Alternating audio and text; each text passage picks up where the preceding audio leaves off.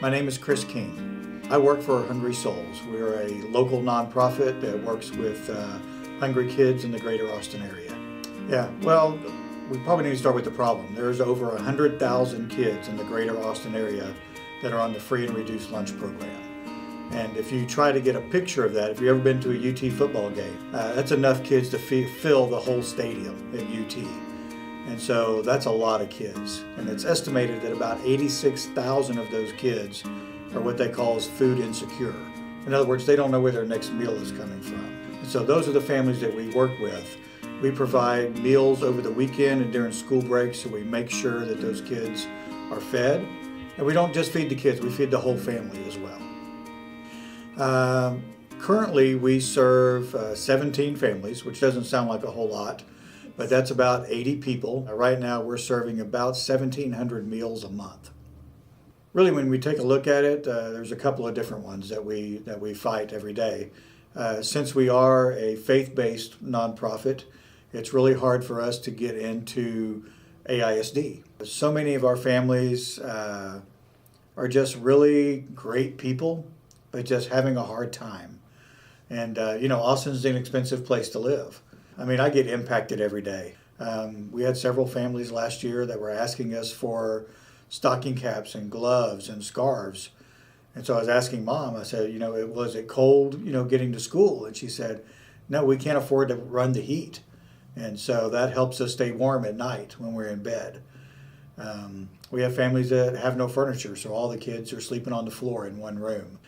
One of the reasons food is so important for kids, especially, is that all the studies prove that if a kid is not well fed, they don't learn as well. When kids aren't learning as well, their behavior problems in school, their test scores are lower than kids that are well fed. And then later on, as they get into high school, they get frustrated with school and they end up dropping out. And when they drop out of high school, they don't get as good of a job. And then they get married and they have kids of their own. And we just repeat the cycle of poverty then. And so one of the things we want to do is by providing food for those kids is help break that cycle of poverty. And so the next generation of kids doesn't have to grow up like that. Favorite part of working with Hungry Souls is really when I get to meet the families and hear their stories. But as we get to know more and more of the families and get to sit down with them, it can be emotional. We've got, as moms break down into tears as you're talking with them, just sharing their struggles and how hard it is to feed their kids and or to pay the bills. Really, our goal is to help families get to a better place so they don't need our services. And so really our proud moments come is when our families drop out of the program because they're in a better place. They've gotten a better job. They're making more money. And we can take them, off the roll out of the program and add another family in. So when that happens, it's a really proud moment for us because we're happy for the family. How would we love ourselves?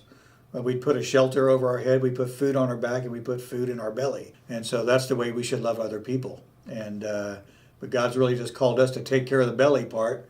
And so, it makes us feel good to be able to do that, to help families. And really, I think, just for all humankind, that's our call. I mean, it's really a call to basic human decency, to helping your neighbor out. And so when we see people in need, when we see people hungry, we should be wanting to feed them. When we see people that don't have a place to live, the homeless, we should be helping them find a place to live. So it's just basic human decency, I believe. And so I think that drives me as well to not only do it myself, but to get other people involved. As we get to see families struggling, that's hard on a family. And it causes a lot of stress. It causes a lot of dissension in the family, fights in the family. And, families shouldn't have to go through that.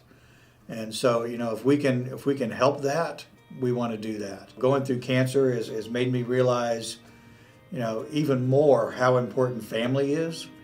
And if there's any way we can help that family thrive, we want to do that. I don't know if you're ever really done with cancer. Once you've been there, there's always a chance it could come back. Just a month ago, I got my 1-year checkup from cancer and still cancer-free, so that's good news. but it's always still kind of there in the back of your mind, whether it's going to come back or not. I think it's created more of an urgency in me, to help more people in a quicker amount of time, because I just never really know how much time I have left. And, so I want to be out there helping as many people as I can in as many ways as I can in the time that I have left. For young people, really, first thing I say is, what are you passionate about?